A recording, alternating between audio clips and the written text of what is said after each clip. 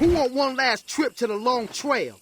In my video yesterday, I was talking about how Tekken 8 content creators and pro players are quitting and also crashing out. I did a live stream where I spent 4 hours basically talking about Heihachi, kind of everything Tekken, but a lot of the things we discussed in there was kind of the current conversations that's taking place on Twitter, Reddit, and even in the comment section. A lot of people like to say, oh, Twitter's a negative place, and of course you'll find negativity there, but we went through the my own comment section, and a lot of what you guys were saying watching the video, some of the most liked comments were exactly the same things as what the pro players were saying. And that's my whole point, is that yes, we may hear the pro players and hardcore players content creators opinions, but a lot of players are feeling the same exact way. So when you talk about quitting and crashing out, it is a very, very real thing that's currently going on in Tekken 8. And when you focus on that crashing out, Knee on Twitter is currently doing that in a weird way. This guy is posting a lot of clips about Brian Fury. You know, he's a Brian Fury main. He's posting a lot of clips about Brian Fury, and he's basically just voicing his feedback. So I just want to look at some of these clips because it's very interesting in my opinion. It's hard to use a combo because the animations where the character drops quickly during a wall combo.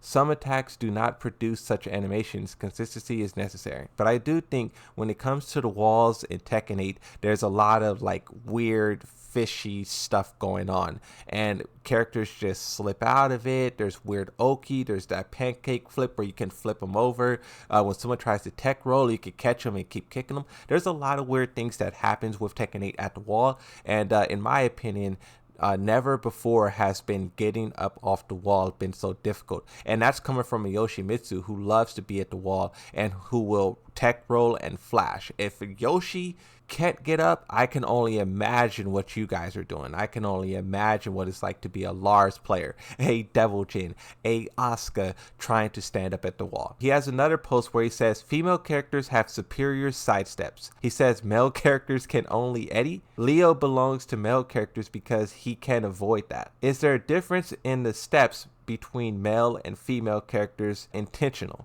With Tekken 8, there's already a lot of discussion going on around what can and cannot be sidestep. Everything's tracking. I was watching a main man video, and something from Heihachi that didn't track in Tekken 7 now tracks in Tekken 8, right? So when you have all of these different moves that now have additional tracking to it, players are trying to figure out what works and what doesn't work. And when you just talk about the female characters having better sidestepping than the male characters, you have to wonder, is that intentional, and will this be something that's addressed? About a month ago or whatever, Harada was at the CEDCD. He was saying that the hitboxes in Tekken 8 are large cylinders, and you have this demonstration on your screen now where you can see that, right? But I wonder, what does the female character hitbox look like? If they have better sidestepping, what happens when they try to sidestep? So if we move on, here is what caught my attention. You know, the Yoshimitsu slander. Now, I was trying to defend Yoshimitsu, but you just realize what is really happening with the character and also the game, and you just gotta admit, like, yeah, the character's busted. But there's a lot of things that I see posted on Twitter and Reddit as it pertains to Yoshimitsu, and some of it I think is fair, some of it I think is too much. When you talk about going after a spin, we were just talking about sidestep and how female characters have better sidestep than the male characters. That probably does not apply to Yoshimitsu because his spin can do a lot of things that most characters cannot, right? So I understand his spin is a very powerful tool, but this is why Yoshimitsu was a very weak character, because he had a lot of these game-breaking tools and it kind of balanced itself out. But when you give him all these powerful tools and he keeps his game-breaking tools, that's when I think we end with the result where we're at now. But you have this clip here where Knee is basically showing off what Brian Fury can't do against Yoshi. You can see Yoshi has the flash, the parry, the spin. He could just get out of everything, right? And this is why the character was not supposed to be powerful, because you have to keep in mind too that Yoshimitsu is risking something here, right? Trying to press a button. Let's keep going. So he has this other tweet here where he says this move has weak range of attack. It's weird because I think there's many moves like this that exist for many characters all throughout the game, and it's going to be interesting to see the developers take a move like this and properly extend the range. I see all the times where people are talking about Devil Jin, Steve Fox, Kazuya. There's other characters, but there's characters out there who have a move like this that doesn't work as intended, is what I like to say. And you know, when the developers finally decide to balance the game to see if they hit all of these different things and you know, do justice to the attack, is going to be interesting to see. And then you have this one here, which is the final one, and he says, problem of Brian Fury's last attack getting weird on the wall. Wait a minute. So you can't escape the attack in open space, but at the wall, you can escape it. And this is kind of what I was saying with the walls. I was just saying this about the walls. The walls is doing some weird stuff in the game. Some weird stuff. And if I just had to try to explain why I think you're able to move, is because the wall is preventing the characters from properly spacing, and just that little bit of space is probably allowing the character to slip out. Or like if you look at the Paul Phoenix, right?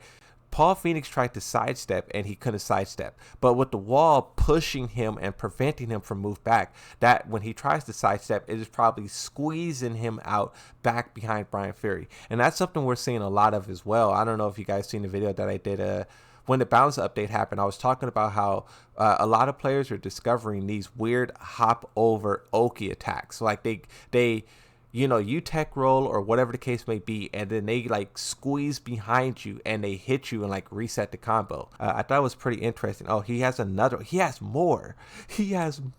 Oh my god. Okay, let's see. He has more. So he has this one that says the second attack is not homing, but it catches both sides, strong tracking. You know, I was just talking about the tracking. A lot of things in the game have tracking that should not have tracking. And as you can see here with Dragunov, whatever this attack is, the second hit is supposed to track, but you still get hit by it. And this is what a lot of people are really talking about in terms of movement, where you should be able to sidestep and you can't sidestep. And Dragunov is a perfect example of it, hitting you when he should not be able to. And really, I feel like this is not necessarily tracking. What I would call it is realigning. Because like a tracking attack hits you no matter like where you are in terms of in front of them, right? But a realign is like you press a button, and then your character is facing one direction, but then when you input that second attack, as you're inputting it, your character will shift towards them to realign, and then that second attack will come out in that direction. And in my opinion, that's what Dragunov is doing here. He's not tracking Lily, he is realigning to Lily. And I think the developers once again have to look at this and figure out, why are people realigning when they should not be realigning? You know, I could be wrong on that, but that's just what I think is happening. They're not tracking, they're realigning. So Nee has another one here where he says, this is just my hope. 10 frame, 14 frame, heat dash combo is powerful. So I think there should only be consistent guaranteed follow-ups. So basically with a heat dash, you can heat dash and you can combo, you can screw, you can do everything, right? And Nee is basically saying you cannot screw, just only combo. And what that would do is make it work just like the low parry, right? In Tekken 7, you were able to screw off of low parries and you were able to do crazy damage combos because of it. In Tekken 8, you can screw off the heat dash combo and you can do crazy things. I would be interested to see, you know, a heat dash without the ability to screw.